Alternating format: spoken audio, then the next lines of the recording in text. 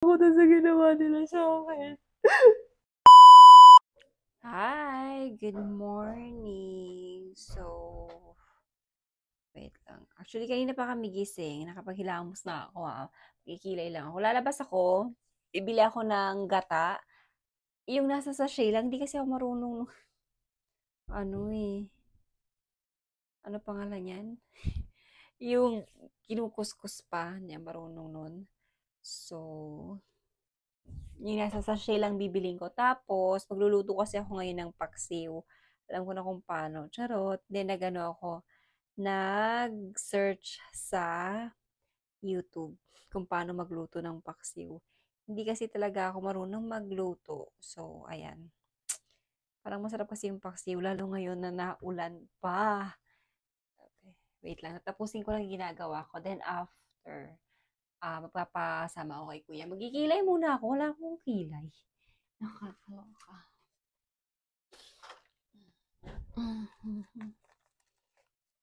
Siguro yung kilay. Wait lang. Nasaan na yun? Wala akong ano.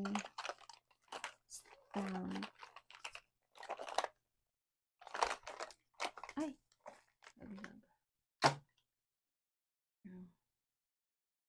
Work ako. Ano na ba ngayon? Kasi na ginagawa ko. So, magkikilay na ako. Lagyan ko ng sunscreen kanina. Tapos ako. Yarn. Papadrive lang ako sa aking kuya. Kasi ayoko talaga ng motor na XRM. Niinis talaga ako. Kasi yung brake niya, natatakot ako. Wala akong tiwala. Pantay ba? Alam mo, hindi talaga marunong pantay ng kilay. Hayaan mo na. Basta nakakilay ako. Ano ba yan? Yung isa makapal, no? Yung isa makapal, yung isa manipis. And, bigyan na lang natin ng ano.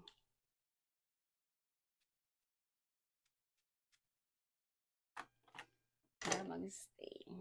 Para magstay kahit pa paano, di ba? Sana all nagstay. Ayan. Then, after, tapos na. Wait lang. Bibihis ako. Magpa-pants lang ako. Ay, hindi. Magsasaing muna pala ako. Magsasaing muna ako kasi wala kami sinaing. Kanina, actually, umano ako. Wala, dami na namang ano dito. Walog, Jay! Baka hindi ka nakain, ha? Wait. Magsasaing ako muna. Kasi, kanina, nagsaing ako. Actually, ayan, oh. Kumain kasi ako kanina.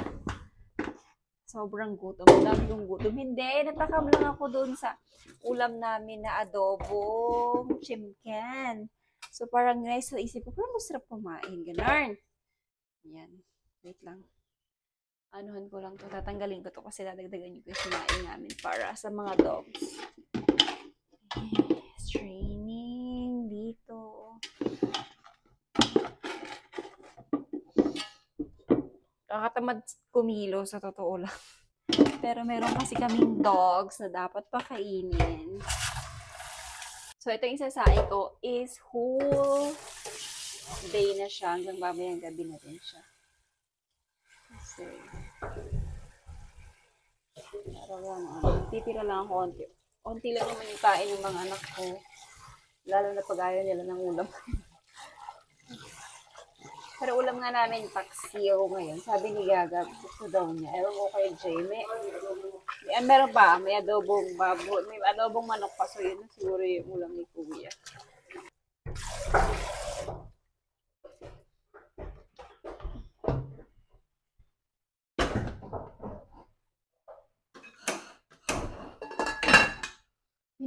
Bago yan? Please. Lalabas ko muna yung isda. Yung isda namin ay nung isang araw pa to, yung nandito si Papa. Ito ata yun. Saan ba yun? Tama ba? Ito ba yun? Ay, hindi. Daming ulam ng aking mga bagets. Ay, dami ko palang hotdog. Bumili pa ako ng hotdog ng isang araw. Kasi akala ko wala, nakalimutan ko. But anyway, yung nandun kasi sa Robinson na hotdog is Virginia lang. Walang, wala. Walang, ano ba tawag nun?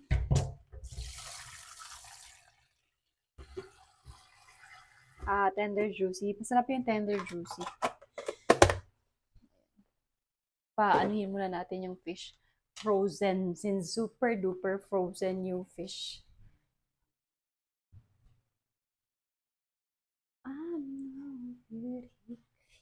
I'm just... Ay, yung ano din pala. Bili ako na yung ulam ng aking mga doggy. Ano ko na lang din. Ito yung ulam nila. Init lang ako nento. Ay, Diyos ko Lord. Grabe, super frozen din. Ang lamig. Ito yung ulam nila. Ano to? Mga laman loob ng baboy. Bumili si Kuya kahapon for 300 pesos. Tapos, sa pakuluan lang natin. Uy, okay na.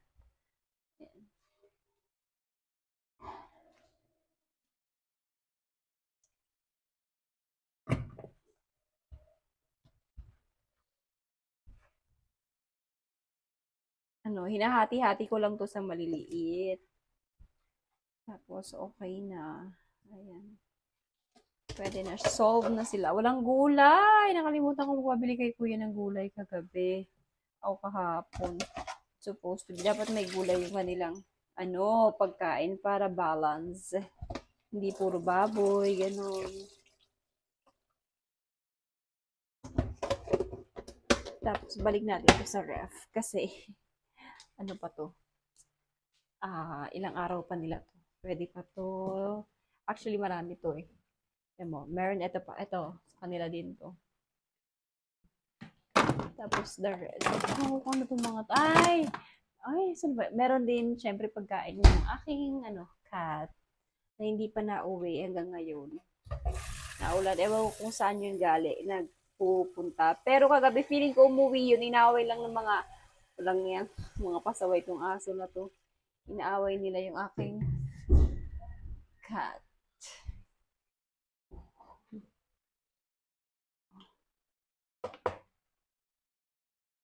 Nasaan ba yun? Wait lang.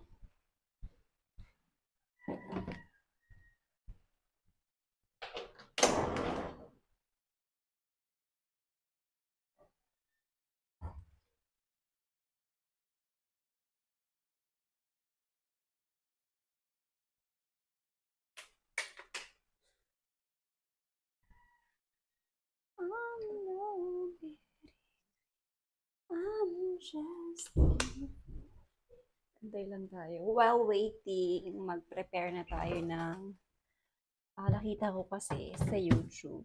Kailangan ng ano ba tawag nito?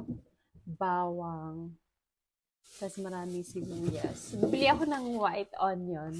Gusto ko kasi ni Papa ng white onion. Hindi ko alam kung bakit. Pero meron din kaming red onion. Ilalapag ko kayo, ha? Ito lang kayo. Oops! Ayan. White onion sa SM bumili ako. Pero bumili ako sa palengke ng mga ganito. Wala kasing maliit na ano pangalan? Na white onion sa palengke. Wala or hindi ko na nakikita. Basta laging malaki yung nakikita ko. Nadamihan ko ng onion. Laging malaki yung nakikita ko. Naiinis ako. I don't know why. Why, oh, why? Tapos, ito. Okay na to. Ito lang yung nakita ko na nilalagay nila. Actually, may nakita ko na naglalagay ng sibuyas. Ay, ng kamatis. Hindi ko lang alam kung bakit. Kailangan ba maglagay ng kamatis pag paksiw?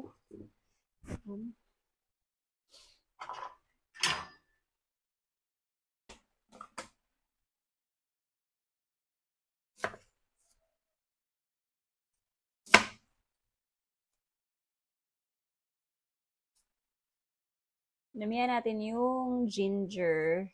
Kasi, itong ginger. Kasi, para hindi malangsa.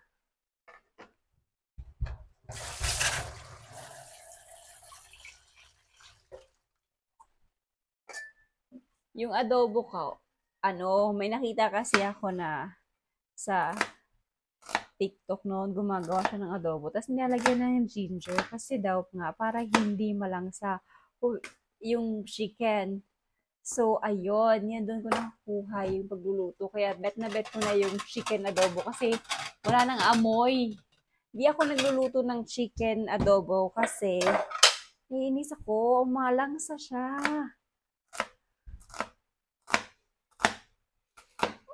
Basta nalalangsahan lang ako ganun. Pero masarap sana yung chicken adobo. Anyway, ayun, nilagyan ko na lang ng ginger.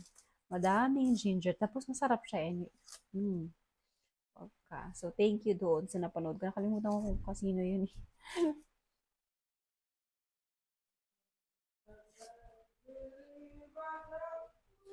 Ayan siya. Ulan ngayon. Yung mga nilaban ni Papa nung isang araw, hindi pa rin natutuyo na ngayon kasi nasa labas pa, hindi ko pa nalilipat. Kasi yung hanger. Ay, Jay! Tanggalin nyo pala yung mga nakasampay dun sa, dyan ba sa may, yung mga nakahanger, tapos itiklop na lang din. Kaya kukunin ko yung mga nasa labas na sayang yun, sa labas na nilabhan.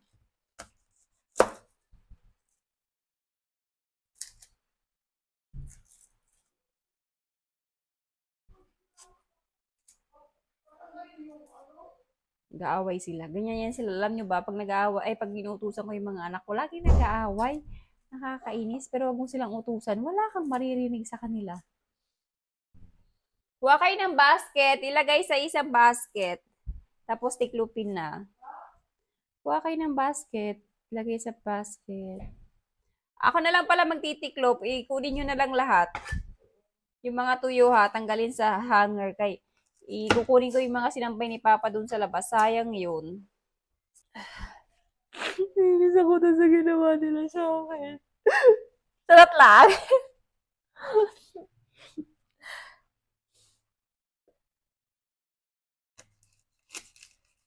Alam nyo ba? Gusto ko talaga ng maraming anong pangalan nito? Garlic. Masarap ko. Masarap yung no? Maraming garlic. Ubusin ko na lang yung damihan ko yung garlic. Kasi sa totoo lang, minsan lang naman kami magluluto dito sa bahay. So, ang nangyayari, nagkakaroon ng na lang, ugat. Pwede mo nang itanim. Nagkakaroon na ng ugat yung garlic dito, yung ayan. Pero gusto ko lang bumili kasi in case, minsan, di ba nga, minsan lang kami nagluluto. Nakakatamad bumili ng paisa-isa, ganun, dun sa labas. Kanya gusto mo na magluto, tapos wala kang mga ganito. Ay, naku lang. Kailangan mo pa lumabas. Layo ng tindahan dito sa amin.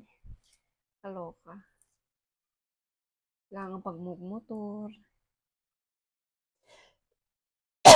Excuse me. Dito. Okay na. Ito naman.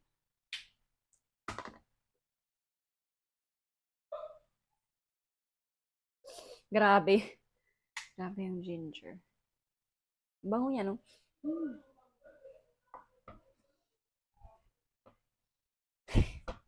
Hindi ko kaya. Chiluhin na natin. Hindi, may mga, nandito na yung aking mga dogs.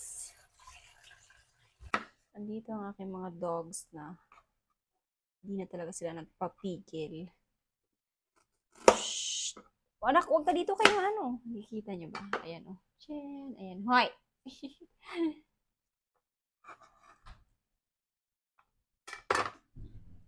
Kulong na. Nakulong na ang aking kaya. Ano ba yan?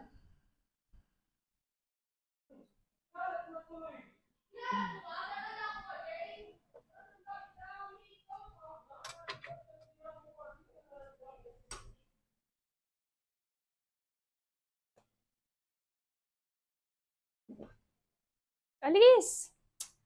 Alis siya no.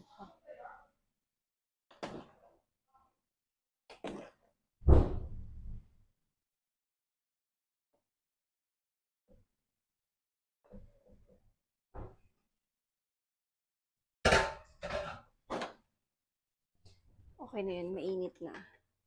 Rice na lang yung inaantay kong matapos. And then after ay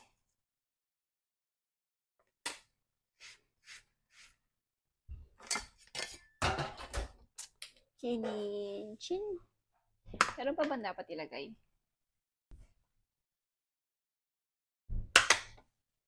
Fish na binili ni Papa nung isang araw sa palengke. Hindi ko alam kung anong tawag dito. Ito.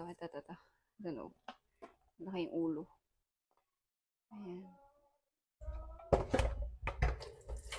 Tawagin ko pala si Kuya Jay kung gusto niya ng pritong isda para malutuan. Kuya! Nasaan na ba siya? Gusto mo ba ng pritong isda? Okay pa, para maluto. Wow, very good! Saan ka nakabili niyan, anak? Nalagay ko yan dito sa fish. Ito yung nabili ni Kuya. Ito yung ano lang sana talaga. Kasi hindi ako marunong magpiga nung fresh. Magkano bili mo dito, nak?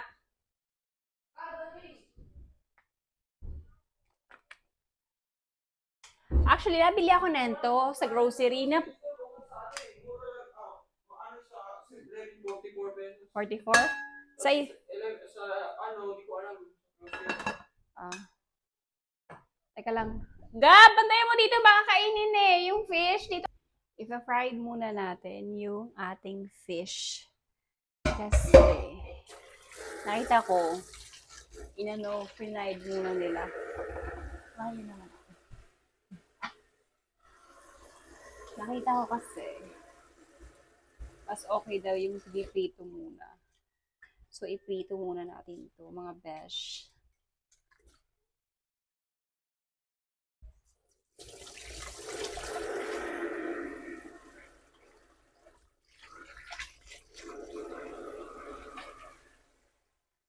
Ang laki.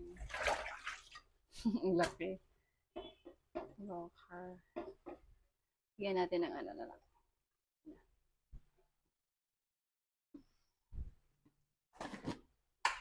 Asin. Kundi lang. Kasi mamaya lalagyan pa natin ng asin.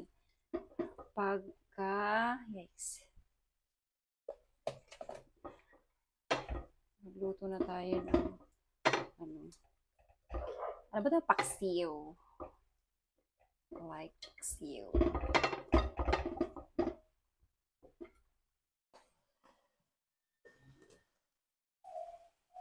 Meron tayong used oil dito. Yun lang yung gamitin natin.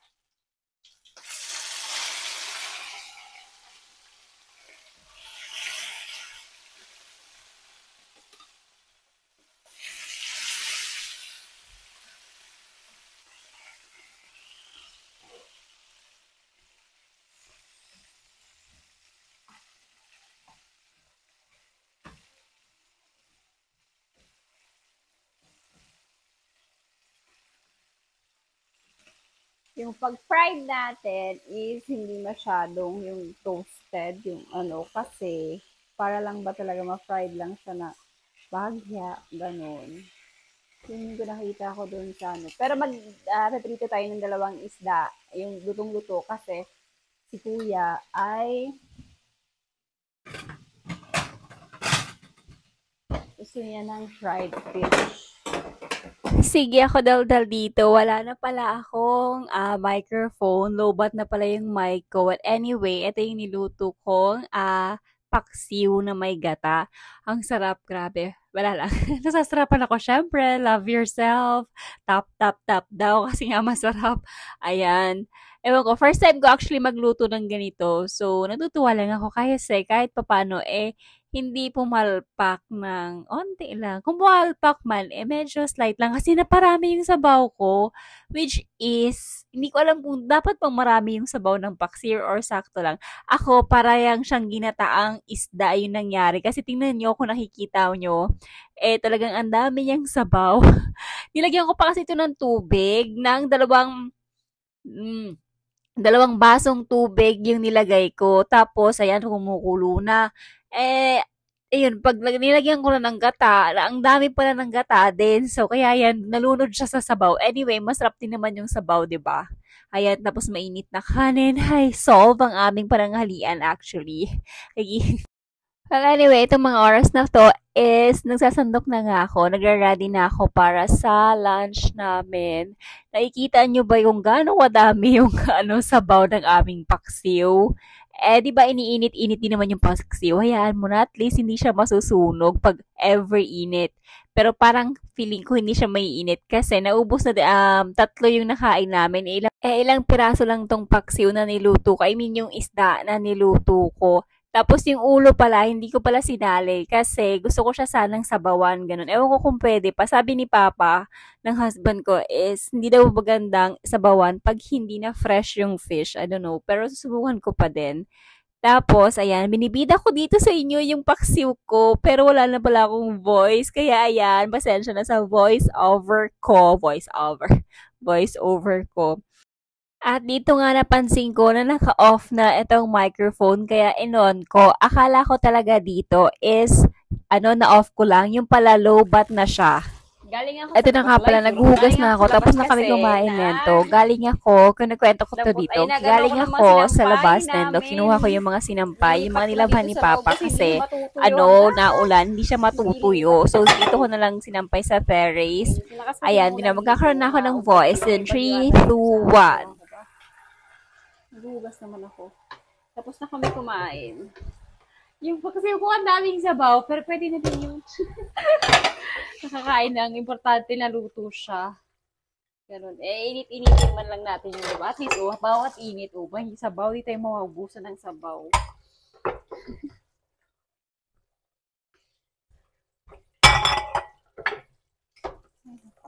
Ayun, miss. Pwede kumain yung mga dogs ko. Ay, tapos na naman yung araw ko. Natapos yung araw ko sa pagpapakain ng dog, sa amin, sa blankets, diba? Buhay nanay.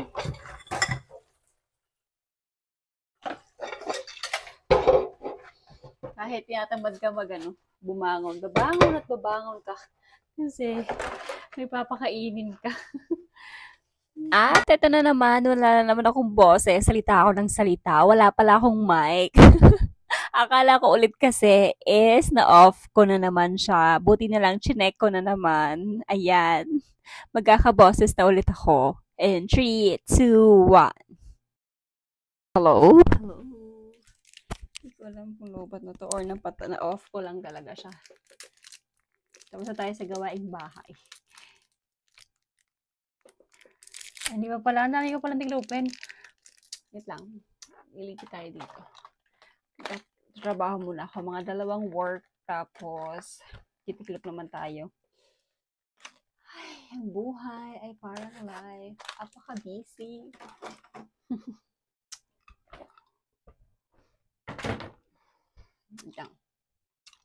Wait. 2 work. At dito nga ay tuluyan na talagang na-off ang aking microphone. So, napansin ko na din siya. And then, sinarge ko na din siya. End ko na lang din yung video na to. Thank you for watching and follow us for more. Thank you. Bye!